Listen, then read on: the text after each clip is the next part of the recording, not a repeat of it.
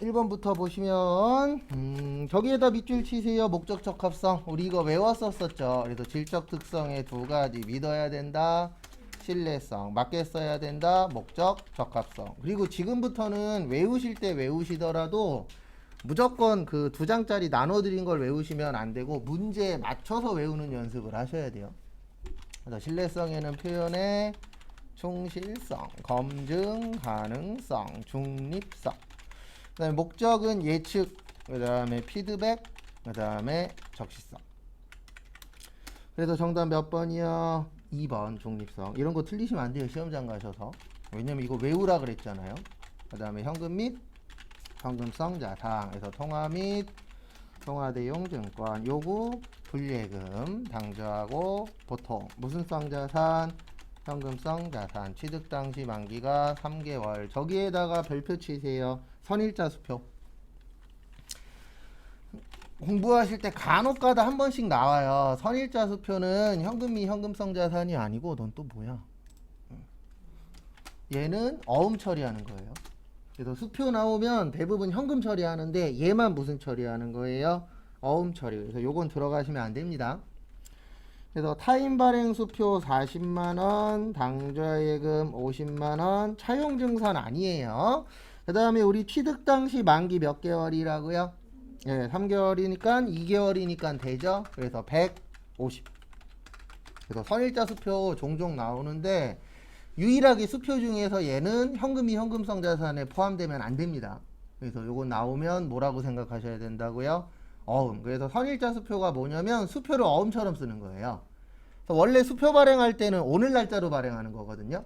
근데 수표를 막 3개월, 6개월 미래의 날짜로 발행하는 수표를 무슨 수표라 그래요? 선일자. 선자가 먼저 선자잖아요. 그래서 미래의 날짜로 발행한다. 그래서 선일자 수표라고 하는데 어음이라고 보시면 됩니다. 그 다음에 3번 부산의 5월 초 상품 재고액은 50만원이며 5월에 상품 매입액은 35만원 5월에 매출액은 60만원 매출 총 이익률은 매출액의 20%라고 한다면 5월 말 상품 재고액은 얼마인가. 그래서 이거 맞추시려면 두 가지가 기억나셔야 돼요. 하나는 매출 총이익. 그래서 우리 매출액 마이너스 무슨 원가? 매출 원가. 그 다음에 매출 원가는 기초상품 플러스 순매입액 마이너스 기말상품 마이너스 타계정 대체. 그래서 거기 보시면 매출 총 이익률은 매출액의 몇 프로래요? 20%. 그럼 지금 매출액이 60이잖아요. 그러면 60만원에 20%니까 얼마예요? 12만원. 그러면 원가는 얼마예요? 48만원. 그 다음에 원가는 48. 그 다음에 기초가 50. 매입이 얼마요? 35만원. 그러면은 계산기가 필요하겠죠. 그래서 50에다 35 더하면 48이죠. 아니다. 50, 85. 죄송합니다. 여기에서 얼마 빼요? 48만원. 빼면 얼마 나와요? 37만원. 정답은 2번. 그러니까 이거 같은 경우에는 공식 써놓고 꼭 대입을 해보셔야 돼요. 일단 공식 잘 외우시고. 4번에 별표 3개. 이거 되게 잘 나오는데 이거 어려워요. 왜 어렵냐면 이런 유형이 잘 나오거든요. 근데 문제가 하나 있어요. 나올 때마다 바뀌어요. 나올 때마다 내용이 바뀝니다. 그래서 유형은 맨날 똑같아요. 이게 이렇게 되면 누가 커지냐, 누가 작아지냐. 그래서 여기는 감가상각 누계액이죠. 그래서 앞에 보십시오. 이거 우리가 붕괴 안 해요. 이거 컴퓨터가 해줍니다. 우리 자동결산이잖아요. 감가상각. 그래서 감가상각 붕괴가 이렇게 돼요. 차변에 감가상각비. 거기 얼마래요? 400. 그러면 비용이 뭐예요? 증가. 그 다음에 대변에 감가상각 누계액 400. 그래서 얘는 자산에서 뭐 하는 거라고요? 빼준다. 왜냐면 감가의 뜻이 뭐예요? 가격이 뭐 했다? 감소했다. 그래서 이제 요걸 가지고 풀어야 되는데 거기 보시면 우리 이거는 이해를 하셔야 됩니다. 비용이 늘어나면 이익은 어떻게 될까요? 줄어들겠죠. 그리고 이익이 줄어들면 회사 돈도 어떻게 돼요? 줄어들어요. 그래서 정답 1번. 근데 이게 문제가 뭐냐면 물어볼 때마다 얘가 달라져요. 그래서 이게 달라지는데 이제 어떻게 변화가 생기느냐. 그래서 비용이 늘어났냐, 이익이 그 뭐냐 수익이 늘어났냐 거기에 따라서 결과값은 같아야 달라요? 당연히 달라지겠죠. 그래서 그거 가지고 물어보니까 요건 이해하셔야 돼요. 비용이 늘어나면 당연히 이익이 줄어듭니다. 그래서 사장님들이 맨날 아껴 쓰라 그러잖아요. 왜요? 비용을 뭐 해보려고? 줄여보려고. 근데 항상 느끼는 건데 회사 다닐 때도 그렇고 지금도 그렇고 느끼는 게 뭐냐면 우리가 아끼면 뭐예요? 위에서 한 방에 다 날려먹는데. 그런 거 되게 많아요. 회사 다니다 보면 난 진짜 아껴 쓴다라고 아껴 쓰는데 내가 아껴 쓴 거에 몇십 배, 몇백 배를 위에서 한 방에 날려먹어요. 그런 거 보면은 왜 아껴 쓰고 있지? 그런 생각 들 때도 있어요. 이면지 안 썼다고 욕먹은 적도 있었고. 그러면서 본인은 막 갖다 쓰면서. 맞죠? 그래서 사장님들도 욕먹을 행동하면 욕먹어도 돼요. 맞잖아요. 우리 보고는 하지 말라고 해서 본인은 다 해. 그러면 욕먹어야죠. 그래서 제가 맨날 혼나요. 우리 꼬맹이한테. 꼬맹이한테 하지 말라고 그러면서 내가 다 하고 있으니까. 그 다음에 5번은 무형자산. 요거는 세무에서 많이 나오는 유형이에요. 일단 요거 먼저 기억하셔야 됩니다. 무형자산은 뭐 가능이요? 식별 가능. 그래서 영업권은 자가창출 안 돼. 유상, 취득만 인정돼. 그 다음에 감가상각할 때 직접법서. 그 다음에 내용년수는 몇 년 이내? 20년. 그 다음에 합리적인 감가상각 방법이 없으면 무슨 법이요? 정액법. 개발비는 무형, 연구비 및 경상개발비는 판매비와 뭐요? 관리비. 그래서 1번 무형자산을 최초로 인식할 때에는 원가 맞고요. 그 다음에 이거 어저께도 나왔었는데 교환에 두 가지 있다 그랬죠? 동종자산 간의 교환은 제공한 자산의 무슨 가액? 장부가액. 그 다음에 이종자산 간의 교환은 제공한 자산의 무슨 가액? 공정가액. 그래서 2번 맞아요. 왜냐면 다른 종류잖아요. 다른 종류면 동종, 이종, 이종. 그 다음에 3번 정답은 3번인데요. 여기 좀 봐주세요. 그 개발비는 자산이죠. 그 다음에 연구비하고 경상개발비는 뭐예요? 판매비와 관리비. 요게 비용이잖아요. 그래서 우리 자산이 편해요? 비용이 편해요? 관리하기가? 비용이 편해요. 예, 그래서 무조건 두 가지가 겹칠 때는 편한 쪽으로 가는 거예요. 그래서 개발로 가야 돼요? 연구로 가야 돼요? 연구로. 근데 거긴 뭘로 간다라고 되어 있어요? 개발. 그래서 이게 차이점이 뭐냐면 개발은 자산이고 연구는 뭐예요? 비용이에요. 그래서 우리 결산할 때 제가 요거 몇 번 설명드렸잖아요. 자산, 부채, 자본은 차기로 뭐한다? 이월한다. 그 얘기는 내년에도 남아있다는 얘기잖아요. 그러면 내년에도 신경을 써야 돼요. 근데 수익하고 비용은 손익에 대체해서 내년엔 있다 없다? 없다. 그러면 내년에 신경 쓸 거 없죠. 그러면 뭐가 더 편한 거예요? 올해만 신경 쓰는 게 편하잖아요. 내년까지 신경 쓰는 것보다. 그래서 두 가지가 겹쳤대. 그러면 무조건 편한 쪽으로 가는 거예요. 왜냐면 회계는 가성비를 심각하게 많이 봐요. 왜냐면 100원 써갖고 110원이라도 벌어야 돼요. 근데 100원 썼는데 80원밖에 못 벌었어. 그러면 하지 말라고 되어 있어요. 왜요? 얼마 손해보니까? 20원 손해보니까. 그래서 가성비를 되게 심각하게 보는 게 회계예요. 왜냐면 회계의 주목적은 하나잖아요. 이익 났냐 손해 났냐 계산해서 영리회사니까 뭐가 많이 나야 돼요? 이익. 그래서 정답은 3번. 그 다음에 내부적으로 창출한 무형자산이라고 되어 있는데요. 내부적으로 창출한 무형자산 요게 개발비예요. 왜냐면 개발은 내부에서 해야 되니까. 그래서 원가는 자산의 창출, 제조, 사용 준비에 직접 관련된 지출과 합리적이고 일관성 있게 배분된 간접 지출을 모두 포함합니다. 왜냐면 우리가 어떤 거를 만들 때에 직접적으로 돈이 들어가는 게 있고 간접적으로 돈이 들어가는 것도 있어요, 없어요? 있죠. 그래서 직접은 몇 군데 들어가는 거라고요? 하나에만. 간접은요? 여러 개. 그래서 그 차이점인데 어쨌든 직접과 간접비 다 들어가잖아요. 왜냐면 하나에만 들어갈 수도 있고 여러 군데 들어갈 수도 있죠. 그래서 정답은 3번. 그 다음에 6번은 저기에다 밑줄 좀 쳐주세요. 어디에다 밑줄 치시냐면은 저기 유가증권. 일단 유가증권에는 두 가지가 있습니다. 지분증권하고 무슨 증권이요? 채무증권. 그래서 지분은 단기 매매증권, 매도 가능증권, 지분법 적용, 투자주식. 그 다음에 채무는 단기 매매, 매도 가능, 만기 보유 증권으로 나누어진다라고 했었었죠. 그래서 1번 유가증권은 취득한 후에 만기 보유증권, 단기 매매증권, 매도 가능 증권의 하나로 분류한다. 그 다음에 2번 만기가 확정된 채무증권으로서 상환금액이 확정되었거나 확정이 가능한 채무증권을 만기까지 갖고 있으면 뭐죠? 네, 정답 몇 번이요? 2번. 그리고 이거 1번이라고 생각할 수도 있는데 지문을 잘 봐야 돼요. 지문에 가장 틀린 거 찾으라 그랬잖아요. 그러면 1번은 걸쳐 있죠. 왜냐면 얘만 빠져 있잖아요. 지분법 적용 투자주식만. 근데 2번은 무조건 틀린 거죠. 맞죠? 그래서 이렇게 나오면은 2번 선택하셔야 돼요. 그리고 항상 문제 풀 때는 지문에 그런 문구가 없어도 가장 틀린 거 찾는 거예요. 그래서 맞는 거 찾으라 그러면 가장 맞는 거, 틀린 거 찾으라 그러면 가장 틀린 거. 그래서 만기 들어갔으니까 무슨 증권이요? 만기 보유 증권. 그 다음에 7번은 저희 배운 적 없어요. 이거 간혹가다 세무에도 한 번씩 나오는데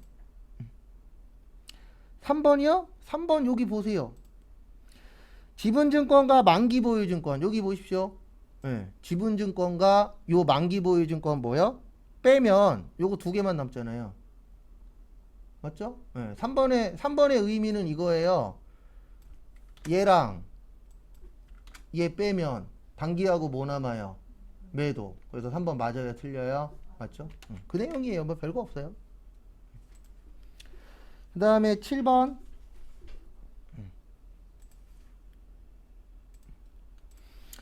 그래서 7번 보시면은 요거는 외우세요. 우발 나오면 무조건 주석이에요. 근데 이거는 회계도 그렇고 세무도 그렇고 아주 많이 나오진 않는데 내기는 해요. 그래서 안 내진 않습니다. 그래서 우발 나오면 뭐라고요? 주석. 그래서 정답은 2번. 그래서 우발이 뭐냐면 이게 우발적이다 그러면은 즉흥적인 거예요. 그래서 갑자기 일어나는 거. 그래서 우리 회계에서는 요거 생각하시면 돼요. 소송. 왜냐면 우리 소송이라는 거는 이길 수도 있지만 뭐 할 수도 있죠? 질 수도 있죠. 그래서 확정이 안 돼요. 그리고 회계는 원래 확정된 것만 처리하라고 되어 있잖아요. 그래서 주석이 뭐냐면 부연 설명하는 거거든요. 그래서 우리가 현재 요런 거 관련돼서 소송 중이고 현재 어떻게 진행되고 있다. 요걸 보여주는 걸 뭐라 그래요? 주석이라고 해요. 그래서 헷갈리시면 그냥 외우세요. 우발 나오면 무조건 뭐예요? 주석. 가뭄에 콩나듯이 나옵니다. 우리 시험에 나올 확률은 적어요. 왠지 아세요? 이거 몇 회죠? 98회죠. 우리가 102회인가 그래요. 그러면 나올 확률은 10% 안 돼요. 왜냐면 그렇게 잘 내는 문제가 아닌지라. 8번 잘 봐두세요. 요거 잘 나와요. 8번. 수익인식 기준. 이거는 회계세무 안 가리고 나옵니다. 그래서 상품권 판매. 그래서 상품권 판매는 상품권을 회수하고 물건을 뭐 했을 때요? 판매했을 때. 그래서 1번 틀렸어요. 상품권 판매한 시점 아니에요. 그 다음에 할부 판매. 그래서 제가 일반 판매라 그래서 세 가지를 적어드리는데 현금, 외상, 할부는 무슨 기준? 인도 기준. 그래서 2번도 틀렸고 위탁 판매. 위탁 판매는 수탁자가 뭐 했을 때요? 판매했을 때. 정답은 3번. 시용 판매. 시용 판매는 써보고 사는 거예요. 그래서 상대방이 구매 의사를 뭐 했을 때? 표시했을 때. 그래서 요즘 이런 거 많잖아요. 일주일간 써보시고 마음에 드시면 사십시오. 그게 시용 판매예요. 써보고 사는 거. 그러면 우리가 의사 표현하는 건 뭐예요? 일주일이 지났어. 나 반품 안 했어. 그러면 내가 그거를 뭐 하겠다? 사겠다라는 의사 표현한 거죠. 그리고 화장품이나 뭐 이런 건 이렇게 얘기하잖아요. 샘플 보내드릴 테니까 샘플 먼저 써보시고 마음에 드시면 본품 뭐 하세요? 뜯으세요. 그 대신 본품 뜯으면 반품 안 받습니다. 이런 식으로 팔잖아요. 그래서 그런 거를 무슨 판매라 그래요? 시용 판매. 우리나라는 요즘 시용 판매 많이 해요. 근데 왜 그러냐면 저도 그렇고 여러분들도 그렇고 대다수의 사람들이 홈쇼핑 물건 그러면 덜 좋은 거야. 저거 뭔가 있을 거야. 이런 생각들 해요, 안 해요? 솔직히 하죠. 그러다 보니까 쓸 기회를 주면은 사람들이 써보고 괜찮네 그럼 사는 거고 별로네 그러면 안 사는 거죠. 그래서 요거 잘 물어봐요. 그래서 요거 전체적으로 좀 한 번씩 더 봐주시고 그 다음에 개별하고 종합 요건 웬만하면 나옵니다. 요거는 1년에 시험 6번 보잖아요 저희가. 그러면 3, 4번은 나와요. 그래서 무조건 숙지하고 계셔야 돼요. 그래서 다품종, 소량, 주문, 소품종, 무슨 생산, 대량 생산. 그러니까 집에서 연습하실 때 연습장 꺼내놓고 계속 적어야 돼요. 기억나는 거. 기억 안 나면 다시 체크하시고. 그 다음에 작업지시서, 제조지시서, 작업, 원가평. 공정하고 완성품 환산량. 뭐가 중요하다? 제조간접비의 배부가 중요. 누가 중요해요? 비말 제공품. 그래서 1번 직접원가와 간접원가로 나누는 건 개별이에요. 그래서 정답은 2번입니다. 대량 생산. 그 다음에 3번에 보시면 주문은 뭐예요? 개별. 그 다음에 제조간접 나오면 뭐라고요? 개별. 그래서 1번, 3번, 4번은 개별이죠. 그래서 정답은 2번. 10번. 무슨 법이에요? 안 나와 있죠. 이거 왜 안 나와 있냐면 이것도 아셔야 돼요. 이거 이론 문제도 나오는데 우리 평균법 공식 어떻게 되죠? 말 곱하기 1 플러스 말분의 초 플러스 당. 그 다음에 선입 선출법 어떻게 돼요? 말 곱하기 1 플러스 말 마이너스 초분의 당. 그럼 여기 보십시오. 뭘 보시냐면 이 상태에서 초를 가리잖아요. 그러면 공식이 어때요? 똑같아요. 그래서 거기 보시면 기초 있어요? 없어요? 없죠. 그러면 어느 법으로 하든 상관없어요. 이거 이론에도 가끔씩 나와요. 평균법과 선입선출법 언제 똑같냐? 무슨 제공품이 없을 때? 기초 제공품. 그래서 지금은 무슨 법으로 하든 상관없어요. 그러면 평균법으로 할게요. 평균법은 1 플러스 뭐죠? 말. 그 다음에 재료는 전량 투입, 가공은요 균등 발생. 그러면 완 몇 개예요? 300개. 말 몇 개요? 200개. 그래서 500개. 그 다음에 300개 더하기 200개의 몇 프로? 50%. 그래서 몇 개요? 400개. 정답은 4번. 우리 요 정도는 할 수 있죠. 그래서 저희가 그때 따로 연습했잖아요. 그게 딴 것 때문이 아니고 이런 것 때문에. 그 다음에 원가 행태. 원가 행태에는 두 가지가 있습니다. 그래서 움직인다, 변동, 일정하다, 고정. 그래서 총변동비는 늘어날 거야. 단위당은요 일정할 거야. 총고정비는 일정할 거야. 단위당은 줄어들 거야. 조업도가 증가할 때. 그 다음에 준변동비는 혼합원가라고 해서 변동비 플러스 고정비. 무슨 요금이 있을 거예요? 기본요금. 그 다음에 중고정비는 일정 구간. 그래서 앞에 보세요. 거기 첫 번째 그림이 뭐냐면은요 저거 얘기하는 거예요. 가가 요거 얘기하는 거예요. 변동비. 그 다음에 나는 고정비. 다하고 라는 다가 잠시만요. 다가 저거예요. 변동비와 관계 있는 도표. 잠시만요. 이거 뭔가 잘못 그려놨는데. 98에 들어오면 이렇게 되어 있어요. 변동비가 우리 총변동비는 증가한다 그랬죠. 단위당 변동비는 뭐 하다고요? 일정. 그래서 정답은 2번이 되는 거예요. 근데 지금은 문제가 이상하니까.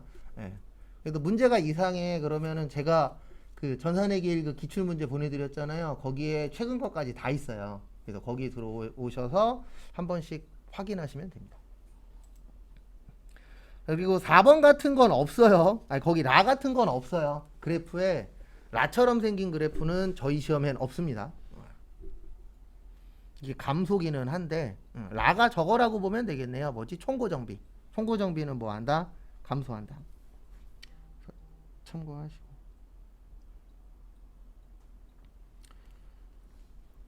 그 다음에 12번으로 넘어가도록 하겠습니다. 그래서 문제 이상하시면은 그 한 번씩 찾아서 봐보세요. 그래서 얘네가 단위당 변동비 라가 단위당 뭐야? 고정비. 그 다음에 12번도 되게 잘 나와요. 그래서 우리 이거 쪽지 시험 봤었잖아요. 보조 부문 무슨 방법? 배부 방법. 그래서 직접, 단계, 상호. 또 직접은 보조 부문 상호 간의 용역, 수수, 관계가 뭐 할 때요? 중요하지 않아. 단계는 배부 순서 정해. 직접 배부와 상호 배부의 무슨 단계요? 절충. 상호는 가장 정확.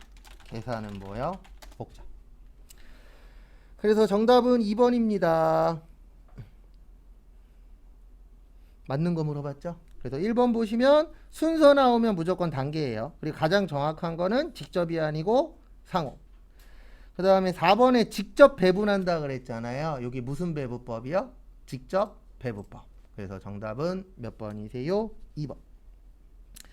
그 다음에 13번에 정답 3번. 우리 이거 외우려고, 이거 맞추려고 그때 이거 쪽지 시험 봤잖아요. 특징. 간접세 맞고, 직접세 아니고, 일반 소비세 맞고, 개별 소비세 아니고. 그리고 개별 소비세라고 나오면 이렇게 생각하시면 돼요. 비싼 물건이에요. 무조건. 네. 명품도 300만 원짜리 넘으면 개별 소비세가 붙어요. 네. 근데 저렴한 명품들은 안 붙어요. 그래서 개별 소비세 그러면 무조건 비싼 거에 붙는다. 그래서 우리 그 자동차 있죠. 자동차도 개별 소비세 과세 대상 자동차라고 나오면 1000cc 넘는 거예요. 그게. 그 다음에 소비지국 무슨 원칙이야? 과세 원칙. 맞고 생산지국 과세 원칙 아니고. 그 다음에 전단계 세액 공제법 맞고 전단계 거래공제법 아니고. 그래서 정답은 3번입니다.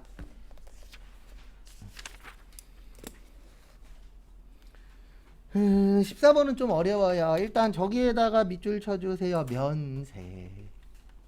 면세 나오면 이렇게 기억하셔야 됩니다. 불완전 면세제도. 그 다음에 기초생활 필수품, 저소득층, 그 다음에 역진성 완화. 역진성이 뭐라고요? 똑같이 내는 게 공정한 거 아니라 그랬어요. 세법에서는. 그러니까 요즘 분들 중에서 이걸 오버하시는 분들이 많아요. 기자들이 나쁜 놈들인데 기자들이 기사를 어떻게 쓰냐면 왜 많이 번 사람이 많이 내야 돼? 적게 벌어도 똑같이 내야 되지 않아? 그럼 밑에 댓글에 맞아. 이 미친 것들 많아요 요즘에. 네. 그게 잘못된 게 아니고 원래 세법은 기본적으로 만들 때 많이 번 사람이 많이 내서 복지를 해서 저소득층에다 나눠줘야 된다 이런 베이스로 만들었는데 그런 베이스 그런 거는 하나도 상관없어요. 왜요? 나 많이 내기 싫어. 네. 나 이만큼 내니까 너네도 이만큼 내. 이게 공평하다라고 생각하는데 그렇게 치면은요 다 영원에서 시작해야 돼요. 태어났을 때. 맞잖아요. 태어났을 때부터 다르잖아요. 그러면 그것도 인정하면 안 돼요. 왜요? 공정하지 않으니까. 맞잖아요. 누구는 100m로 치면 이미 90m에서 태어난 애도 있고 누구는 100m로 치면은 아직 출발선에서 못 쓴 사람도 있어요. 없어요? 있어요. 그럼 그것도 잘못된 거예요. 그렇게 따지면. 그래도 공정한 거는 있어요. 없어요? 없어요. 공정하려면 다 제로부터 시작해야 돼요. 근데 세상 자체가 그렇지 않잖아요. 그래서 저는 제일 싫어하는 말 중에 하나가 남녀평등. 없어요. 불가능해요. 맞잖아요. 남자하고 여자하고 싸우면 맨날 나오는 말이 있잖아요. 여자분들은 애 낳아라. 남자들은 어디 가라? 군대 가라. 이거 안 돼요. 이거 말싸움만 되지. 우리 불가능하잖아요. 왜냐면 신체 구조 자체가 다른데. 그러니까 어느 정도 맞추는 건 가능하겠지만 남녀평등 100%는 안 되는 거 알잖아요. 우리도. 맨날 그런 걸로 싸우고. 그 다음에 또 하나 또 기억하셔야 되는 게 요거 나오면 뭐예요? 면세예요. 계산서. 그래서 우리 어저께 분기 풀 때 계산서 하나 있었잖아요. 화환. 계산서 나오면 무조건 뭐라고요? 면세. 근데 정답은 이거랑 상관이 없어요. 정답 2번이에요. 요거는 외워두세요. 면세 포기하면은 3년 동안 원상복구 안 돼요. 그러니까 이게 뭐냐면 우리가 법에서 권리를 주면 의무도 줍니다. 그래서 너가 포기하고 싶으면 포기해. 그 대신 몇 년 동안 원상복구 안 돼? 3년 동안. 이런 걸 만들어 놔야 돼요. 왜냐면 이런 게 없으면 이런 사람도 있을 거예요. 나 국세청 공무원한테 짜증났어. 그래서 맨날 가갖고 하루는 면세 포기 신고했다가 그 다음날 가갖고 면세 다시 하겠다 그랬다가 이런 식으로 장난치는 사람도 막말로 생길 수 있어요? 없어요? 있죠. 그래서 권리도 주지만 뭐도 주는 거예요? 의무도 주는 거예요. 그래서 포기는 네 맘대로 할 수 있지만 한 번 포기하면 몇 년? 3년. 그것도 좀 봐주세요. 그 다음에 15번 저기에다 밑줄 치세요. 과세표준. 그리고 부가가치세 3개 나오는데 하나 이상 맞으면 잘 푼 겁니다. 찍었든 풀었든. 네, 부가세가 3개 나와요. 그래서 거기에서 1개 이상 맞으면 잘 푼 거예요. 왜냐면 이걸 다 저희가 준비할 수가 없어요. 너무 범위가 넓어서. 그래서 과세표준 나오면 이렇게 기억하세요. 매출 공급가액. 무슨 가액이요? 매출 공급가액.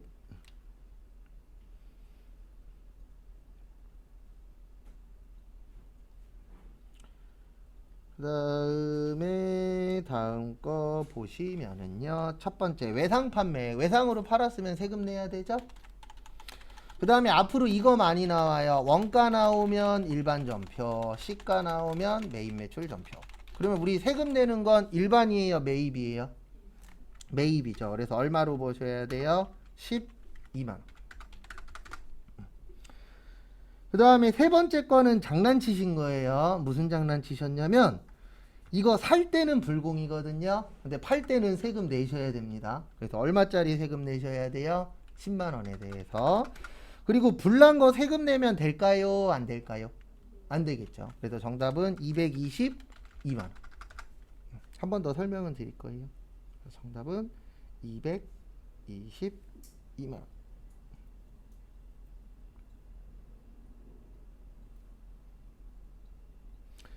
그 다음에 앞에 다시 봐주세요. 그래서 우리 매출 공급가액의 뜻이 뭐라 그랬었냐면 부가가치세 뭐라 그랬죠?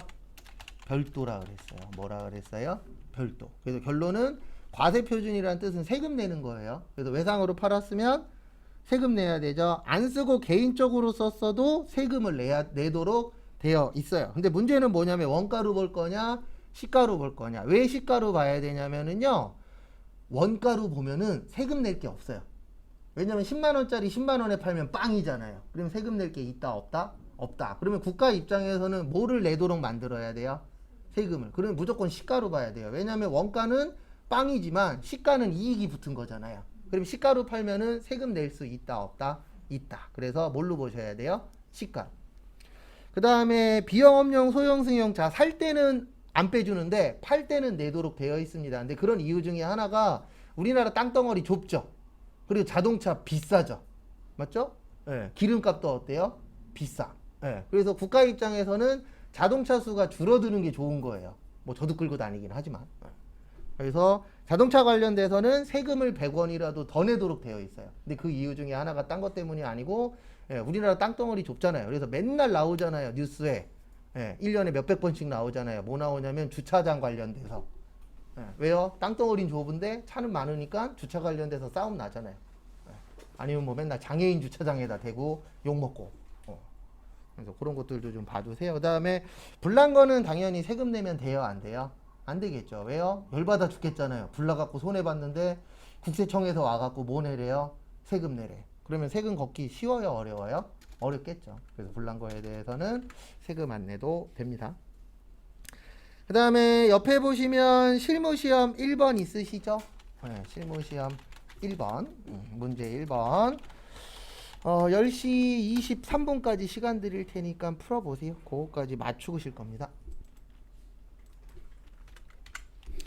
항상 푸실 때는 딱 보면 아마 요번 주 지나면은 저 정도는 될 거예요. 문제 읽으면 할 수 있는 거, 못하는 거, 오래 걸리는 거 이 정도는 이제 구별이 되거든요. 그러면 제일 먼저 하셔야 되는 거는 할 수 있는 거 먼저 해야 돼요. 그리고 목요일부터는 50분 풀고 10분 쉬었다가 50분 맞추고 이렇게 해갖고 하루에 2개씩 풀 거예요. 내일까지는 이렇게 같이 풀고 그거는 참고해 주십시오.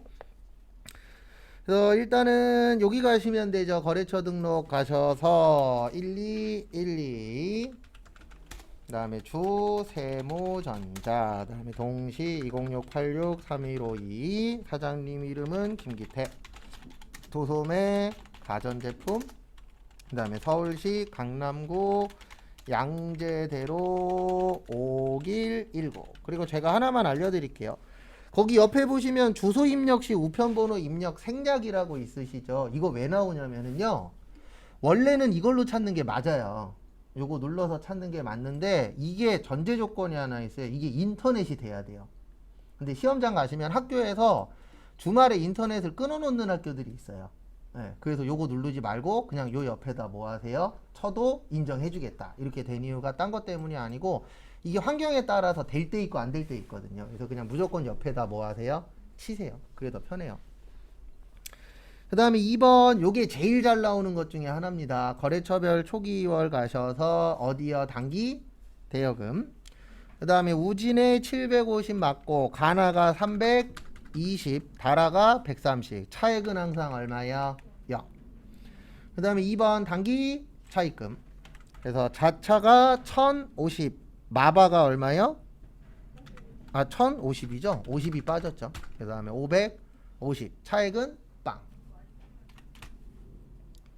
그 다음에 3번 저기에다 밑줄 치세요. 손익계산서. 순서 어떻게 돼요?